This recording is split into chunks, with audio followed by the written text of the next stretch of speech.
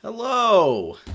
This is Imaduck. You're watching Quack Poker Episode 6.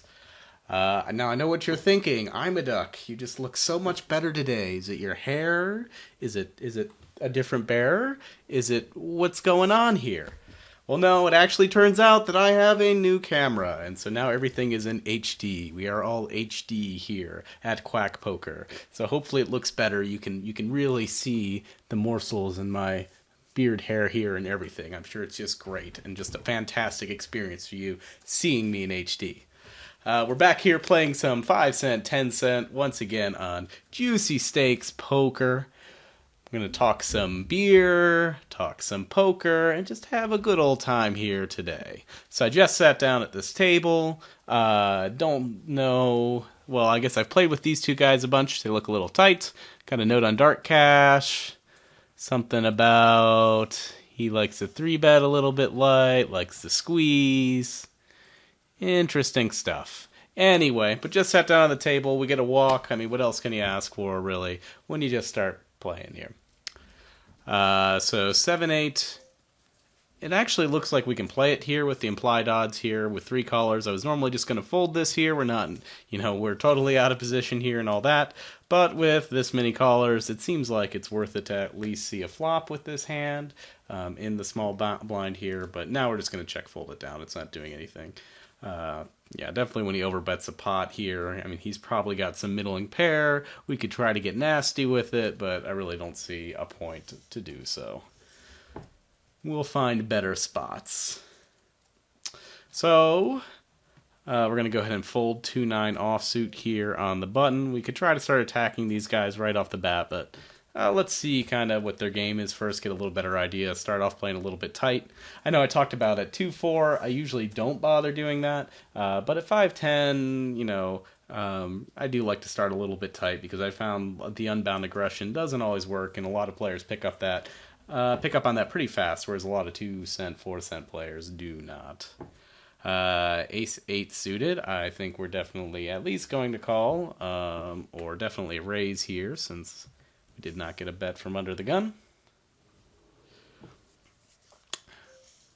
And we see a flop that is not exactly what we're too excited about, but I think it's still worthy of a bet just to see where we're at, see what's going on. We get a very quick call here, which would kind of indicate he's, could mean he's strong, could mean he's weak, I don't know. I feel like I can make another bet here, and it's probably still profitable. Just to make another bet here, see where our opponent's at. We do have a little bit of equity if we hit an ace, but mostly we're just seeing his call was so fast there that I just wasn't too confident in his hand.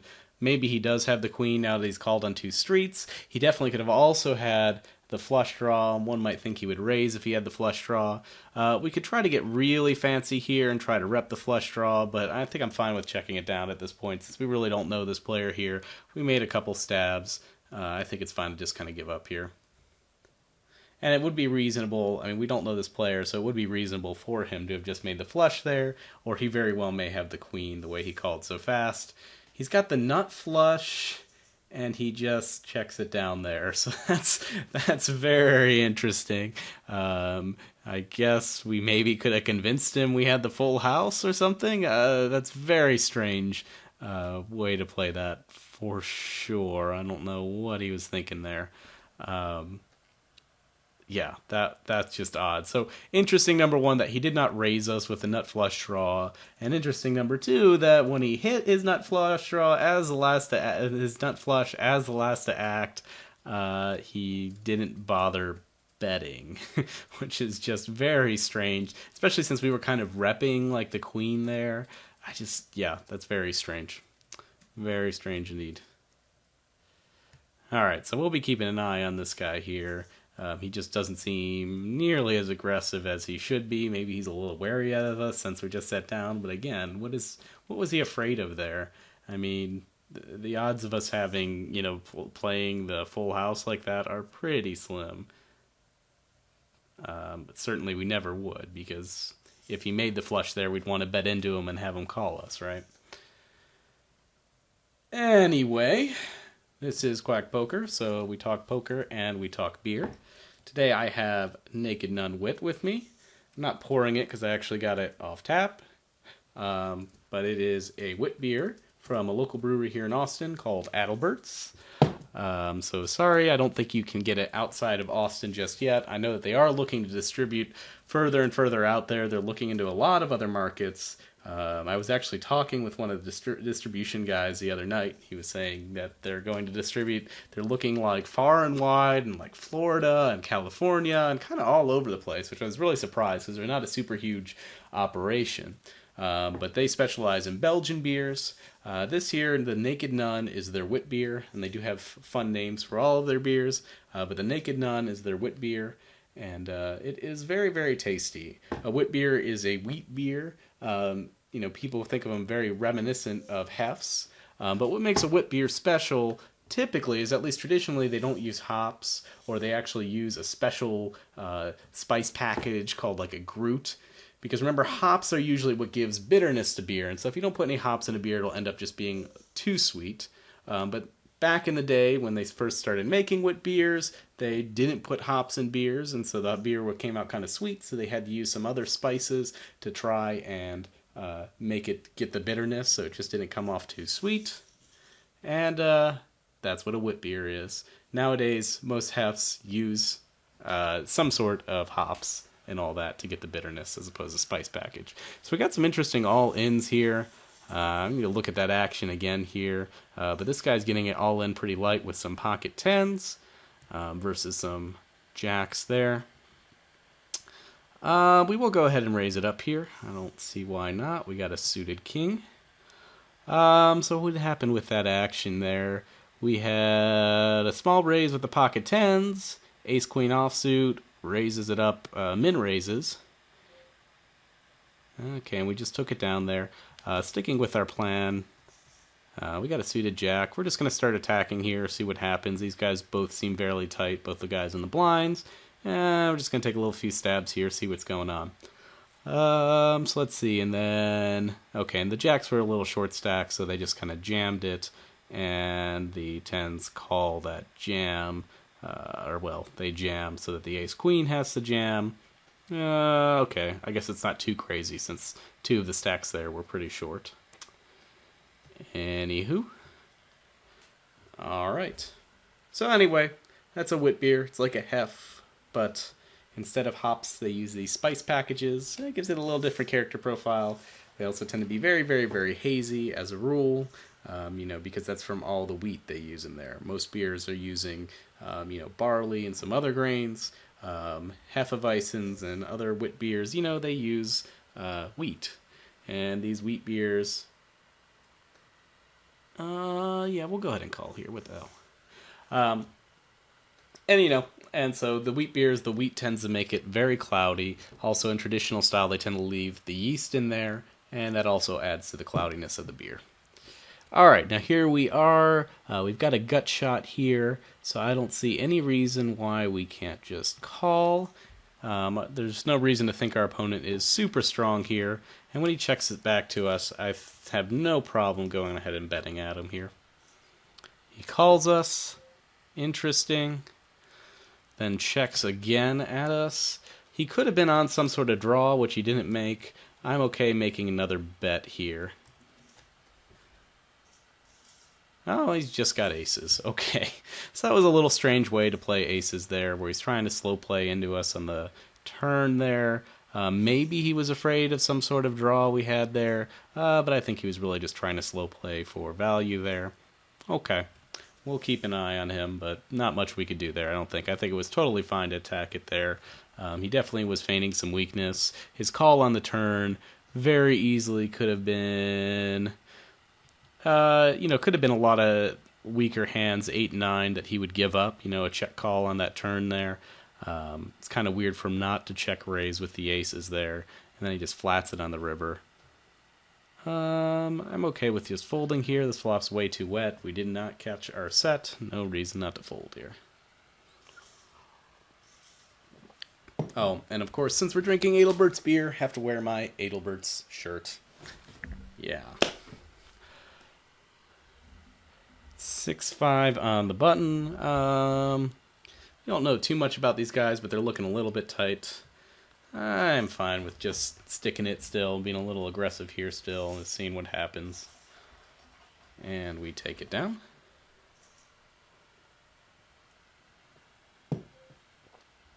And sure, king 8s.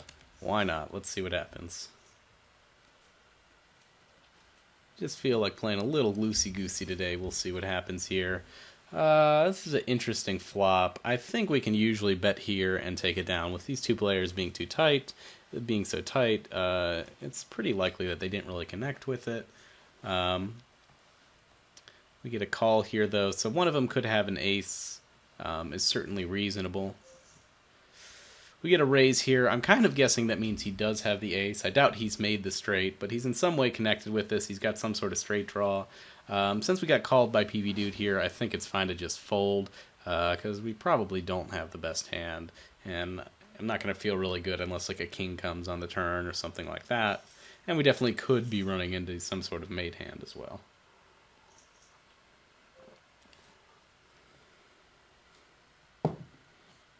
He certainly too, when he raises there, he could have some sort of made hand on that board. It's a little strange with how his range is, but you know, we don't know for sure what he's doing there. I'm just gonna check here and see what happens. Just kind of testing this player right now.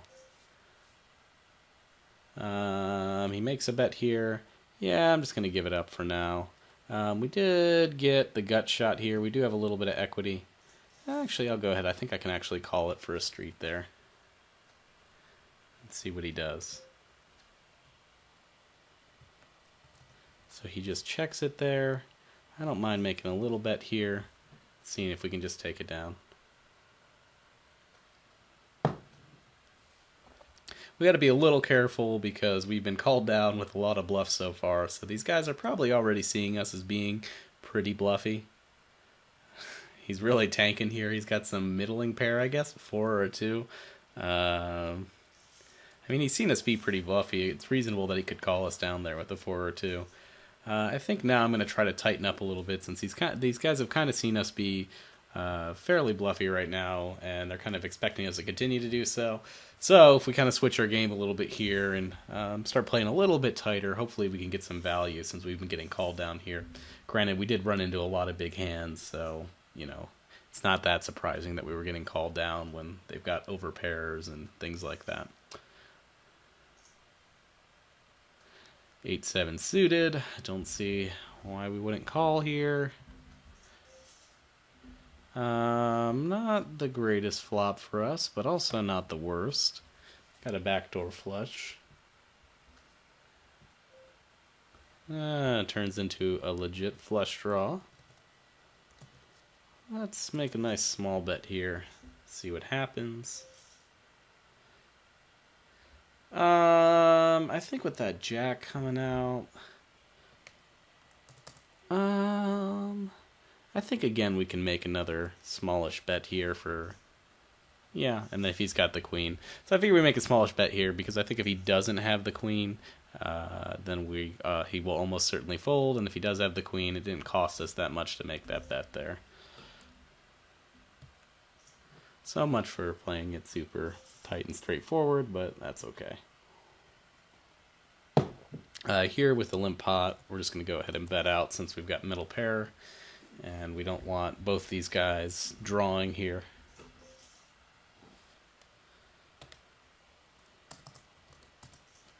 Going to go ahead and bet again, see what he thinks about that, and he goes ahead and gives up.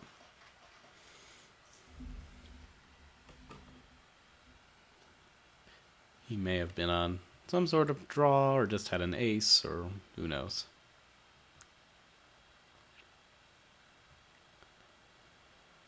All right.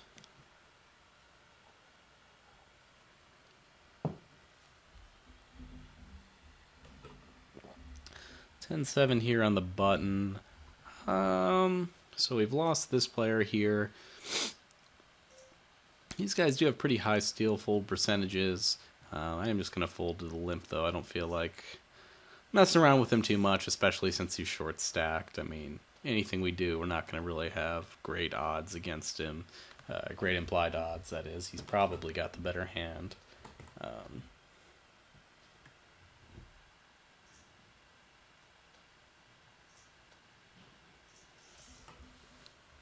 so checks around on the flop, and then everybody calls on the turn. You don't see that too often. Okay, so the 8-7 had a draw, and then we had a jack there, and then this guy nailed the king on the river. Now, why he called on the turn, I'm not totally sure. He had the 5-king. Okay, so he had the flush draw on the turn, and then he made his king on the river. Interesting that he didn't bet that river there.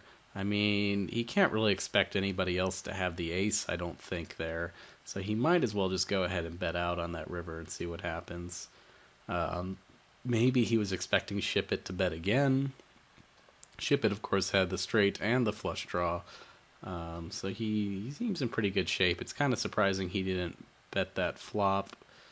But I guess he was middle of the act after the flop. Yeah, I'm surprised he didn't bet that flop for some value and protection there. But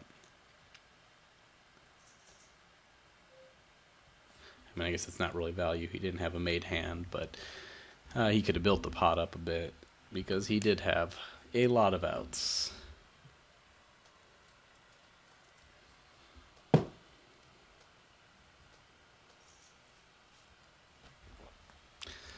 Jack King suited. I'm happy with this. Don't know anything about the new player who just sat down, and he opens pretty big, but I still don't think we can give up this hand. No matter what really happens here, unless someone makes a big raise or something like that. I'm fine with just the call here. And we do flop our flush draw here. He makes a bet. I think we're going to go ahead and raise it on up to, let's pull a J Carver, make it 101 dealer. Get a very quick call there. But it's unlikely he's hit this board. I'm going to make a smallish, sort of blocking bet. Yeah. It's sort of a blocking bet if he's got a made hand. I don't want him to make some bigger bet there, so I'm fine with just making a smallish bet. Basically, I felt like if he had a made hand there, he was going to bet no matter what, and we were going to call no matter what. And if he didn't have a made hand bet, he was going to fold. A made hand, he was going to fold to any bet. So I felt like it was a fine bet to make on that turn there. We flop middle pair here, so we're going to go ahead and bet. You get a very quick call, but the 10 on the turn makes us think we probably have the best hand still. I mean, unless he's got some weird pocket pair that he's playing a little slowish in the big blind, but he's got like 9s or something. He might call and call. He could also have a 7 here. It's a little strange to see him call twice there. He can maybe have the 10. I don't really feel like firing the third barrel here. Or he just had the heart draw, which is what it looks like. Or nothing. Okay, he just had a very small pocket pair there and just felt like he was going to call me down. I don't know if we could have value bet that river. I mean, again, some of these guys have been calling us down. So he may have been inclined to do so. He certainly was calling us fairly light with those 5s when we fired 2 barrels into that. But yeah, I think that's pretty standard. I think that was a fine play on our part. I don't think betting that river makes much sense there, since I think most people are going to give up the 5s in that position, and we're already ahead of them, so we might as well just let it play out. And if he's got the 10s, I think the 10, he's definitely calling. If he's got the ace, he's definitely calling. So there's really no point to make a big bet on the river there, I don't think. Maybe if we think he has like 8s or 9s, we can maybe get those to fold, but that's about it.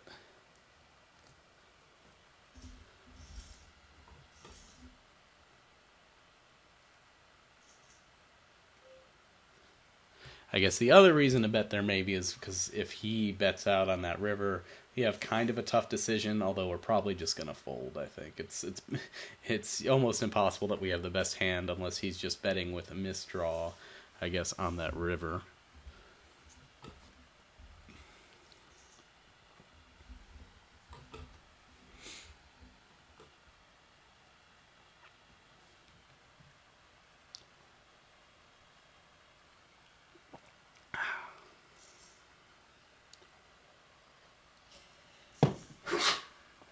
Alright.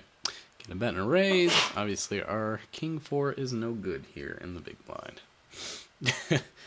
Especially with that jam. I mean, we've seen this guy jam a little light already, so it's not unreasonable to see that. I mean, he could be doing it with any decent-ish pocket pair, I think, or any, ace Broadway hand.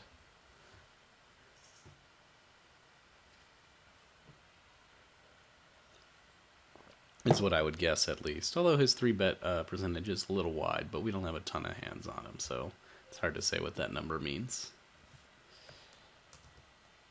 I don't think this guy's been folding too much in the big blind here. He's been defending a lot, but I'm still okay with the bet here.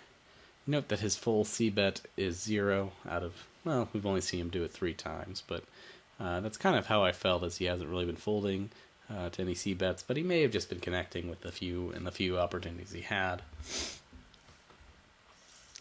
Before, when we saw him not fold, he had the 5s on that fairly dry board, so that kind of made sense.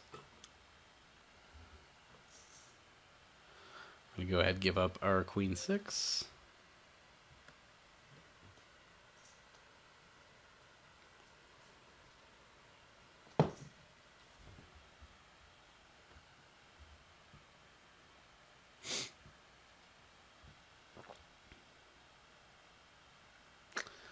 Who's gonna stab at this pot here when the 9 turns there? They've all got to figure no one else has a hand. You can easily stab at that twice and just take it down, I think. I mean, the best hand someone showing up with is like 3s, I think. That's exactly what I was thinking. The best hand someone shows up with is 3s. There we go. 3s, 4s, 5s. And so if you made a couple bets on that board, like you'd almost certainly take that down. Granted, with the 3s, I mean, it probably is a best bet just to keep checking that down, but we could play this, but I feel like tightening a little bit. And we don't, again, this guy's a little bit short, so our implied odds aren't as good, and it's not, obviously not a great hand. The lowest suited 1-capper.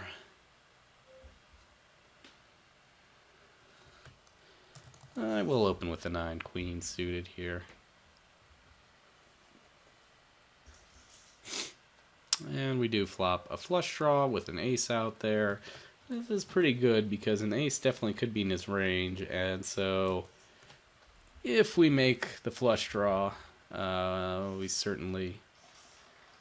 if we make the flush there, we certainly could get a lot of chips out of it, but he did not have the ace, so he just gave it up.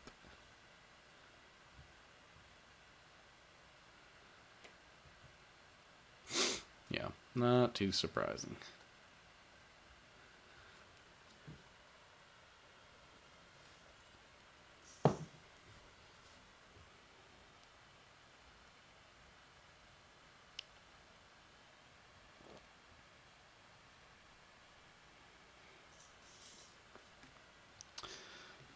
Deli 69 defends here. This flop's fairly dry. Got some spades out there.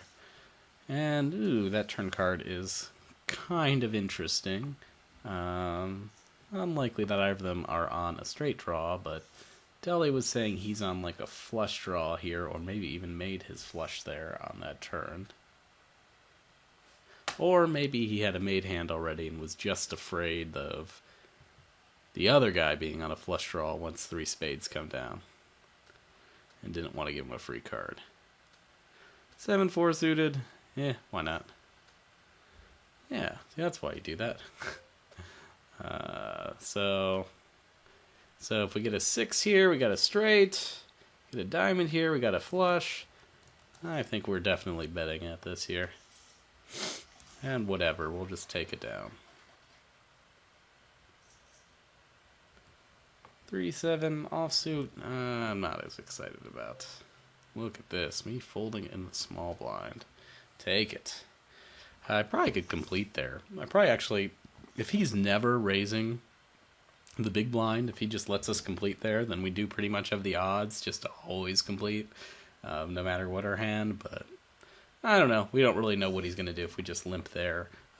He could very correctly perceive that as weakness, and so there's no real reason to go crazy with that, bother with that with the second worst hand in multi-way pots or whatever. I guess not really the second worst, but yeah, it's bad.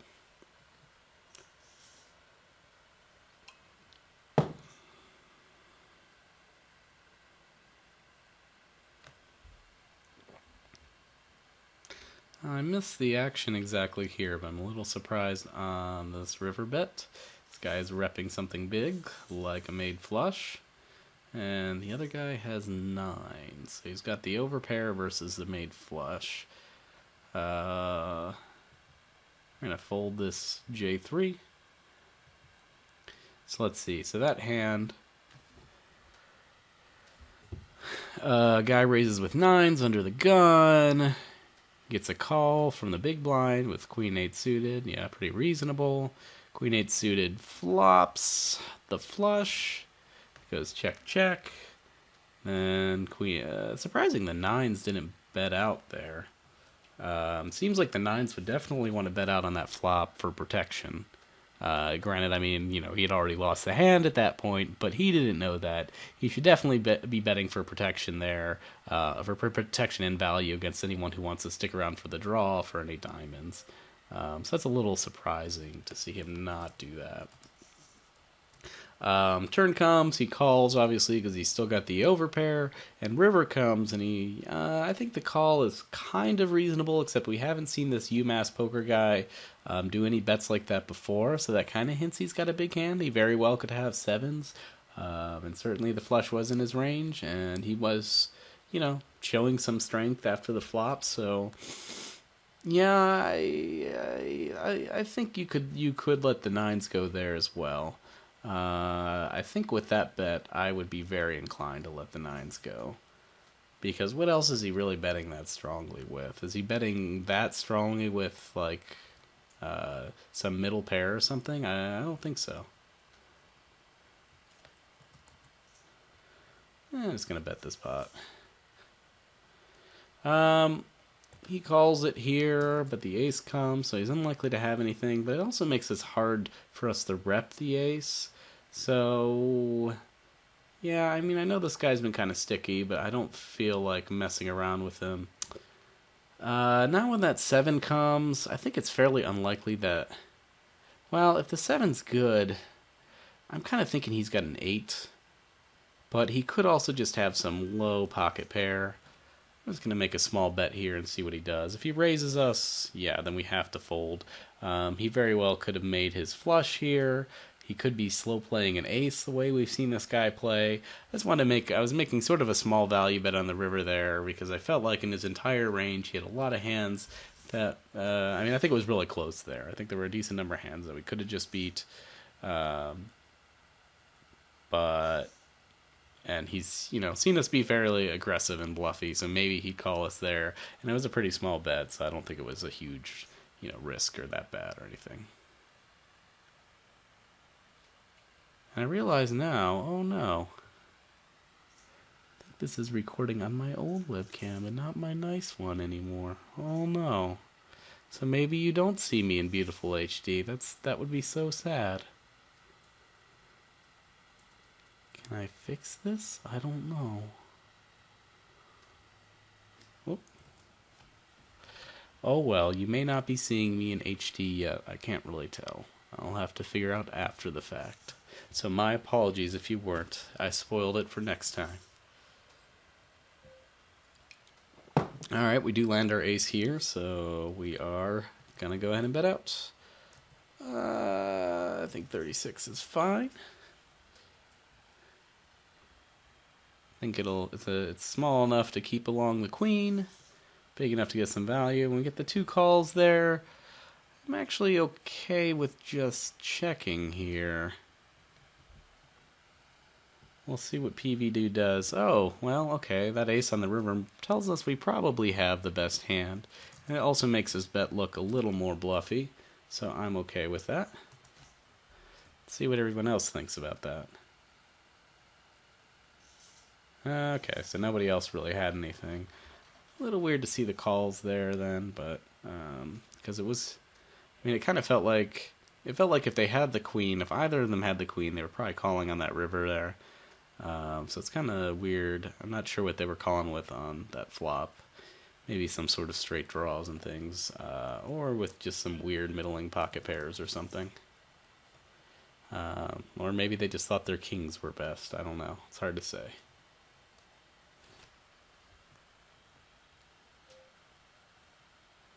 All right. We very likely have the best hand here, so we go ahead and bet out again. We quickly get a call from the guy who has not been folding to many c-bets. The ace on the turn means we almost certainly have the best hand.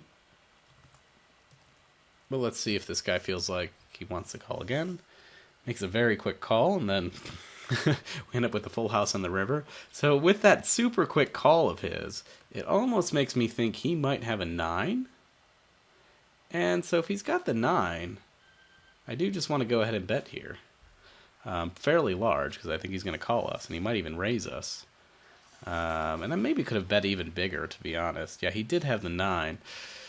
I probably should have bet even bigger, because I think he was going to call just about anything. I thought he would raise if he had the 9 even, though. That's why I wanted to make it a little bit small so he could raise. But I guess this guy's never been raising, so I think we could have just, like, overbet the pot, and he's still going to call us there. I mean, he's got a full house. How do you not call, right? I mean, it was, kind of a cooler for him. He does have to wonder a little what we have there, but I think he has to call there no matter what.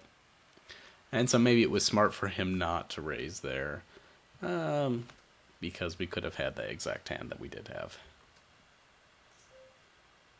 And it's like if he raises us there, what worse hands are we calling with at that point? Not very much, maybe some overpair to the 9s, like jacks or something like that, but it seems fairly unlikely. We'll go ahead and call here.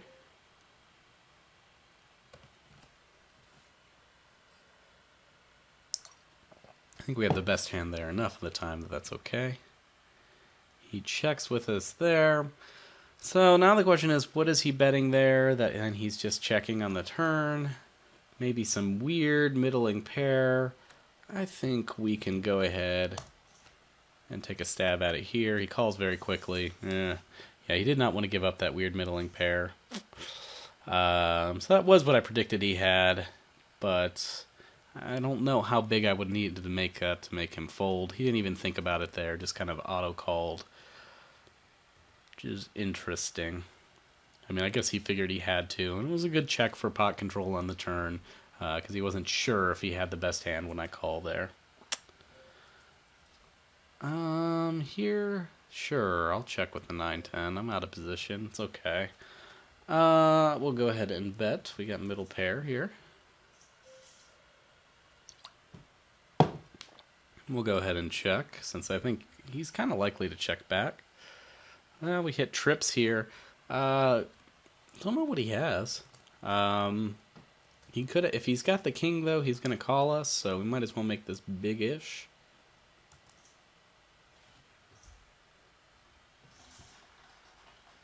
Did he have the king there and we called him again? No, he just had the ace and he just want to call us down. Okay, well, that's fine. I guess he figured we'd bet on the turn, so it was fair to call us down there. He might be, even stewing a little bit after we kind of coolered him earlier. But, if he'd been a little more aggressive that hand, maybe it would have turned out differently.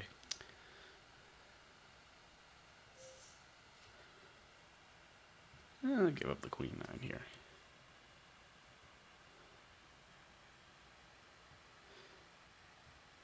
Yeah, because on that previous hand, yeah, he calls us down with the 5 ace of diamonds, which is interesting. Yeah, so he's just calling us down with the ace. I mean, when the board double pairs there, yeah, he's got the best non-paired hand, so yeah, it's a reasonable call there. He could figure a lot of time he's just splitting the pot. That's kind of reasonable.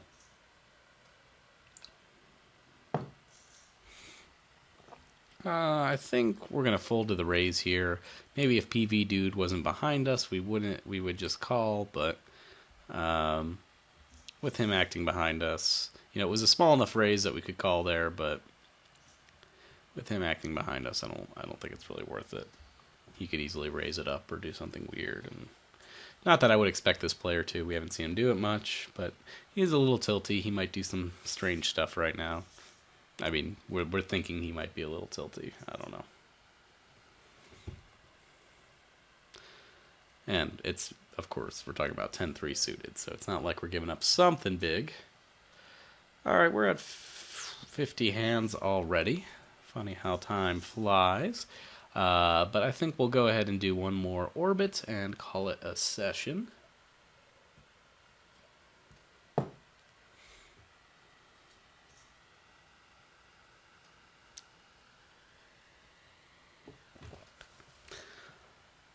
Sorry, playing with my camera here, and in awe of the action here with a board like that, and there's 45 cents in the pot. How exciting.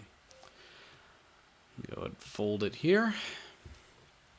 Yeah, let's do one more orbit. I kind of like this table.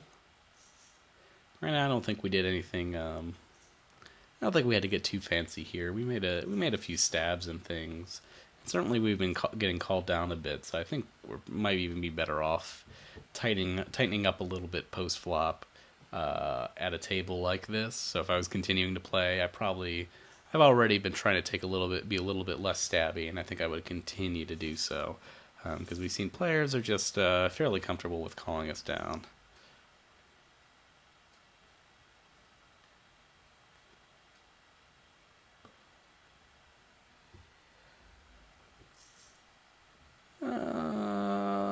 I think we can go ahead and call here. We've got an ace.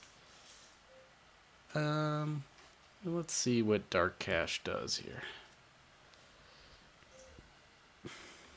This is a fairly wet board, so almost certainly he's connected with it. We could try and mess with him, but he easily, at the very least, has like a gut shot on this board.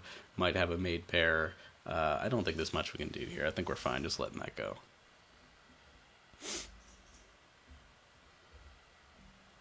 It's a little big of a, well, I guess not that big of a bet for him to be on a drawing hand or something, but yeah, it wasn't that big. Queen Jack offsuit. I think we're going to go ahead and just raise this up. We probably have the best hand. Don't necessarily want to play it out of position. I don't necessarily want to just check it around here. So we do go ahead and get called. I think we can rep like any sort of pocket pair here. And yeah, get a decent amount of respect and just take it down. Deuce 7. I will occasionally play Deuce 7, but not here.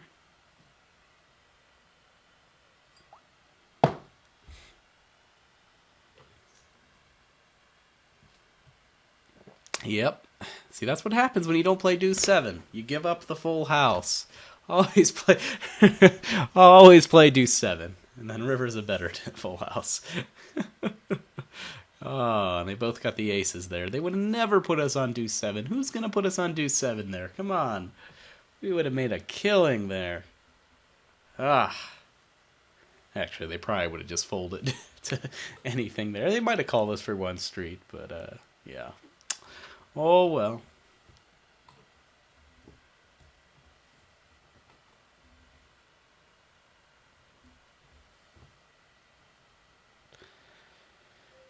Dark Cash times out. Whatever. We got a Broadway card. It's suited. We're going to play it.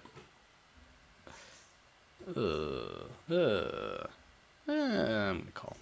I'm going to call here. We got a suited hand. We get some odds. Of course, this is the type of board we're a little wary about. Especially when this guy leads out here. Man, this is weird. It's like we have to call because we got top pair, but we are not feeling good about it. But he made such a quick bet there. What has he got? I actually think, no, I think I'm just going to fold. I mean, he might just be on some drawing hand. I think I'm just going to fold here. I was looking more for the flush, and I was definitely looking for if we hit top pair, not to have this guy bet out super quick. He hasn't been that aggressive. He's betting out super quick. Yeah, maybe he's just got the draw there, but if he bets again on the turn, like, there's nothing we can do there. So maybe that's a sign we shouldn't have played that hand there. But I felt like there were enough calls. We had enough money already in the pot. It was probably fine. But I think given the flop action there, I don't think there was much we could do. We had another guy behind us. So it's just not pretty. This seems like a decent flop for us. Only problem is if neither of them hit this board, then they're both going to be pretty afraid of it as is. You know, ooh, look at me. I got $1.05 in there. I think we're going to go ahead and raise him up. If he's on a flush draw, he might just go ahead and try to jam, or even he might even have like two pair or something crazy like that. Pretty unlikely. What else has he got? Kings or aces? I mean, we've almost certainly got the best hand. And of course we're calling him. He's got kings or aces. That sucks. Nope, just ace queen. So we just got to dodge the ace, which we do. And I will take that pot. Thank you. Well, I'm going to continue to play here a bit. Since I don't want to hit and run, and that was a pretty nice hit for us there.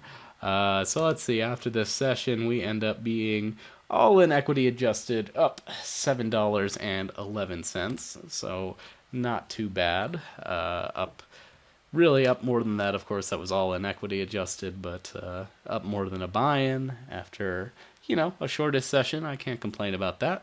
But anyway, thanks for watching. Comment on how I played below. Sorry again, I think this is on the crappy camera, so you'll have to wait till next week to actually see the beauty that is HD Imaduck. And here, of course, we've got to raise it up. But anyway, thanks for watching. Leave comments. Bye.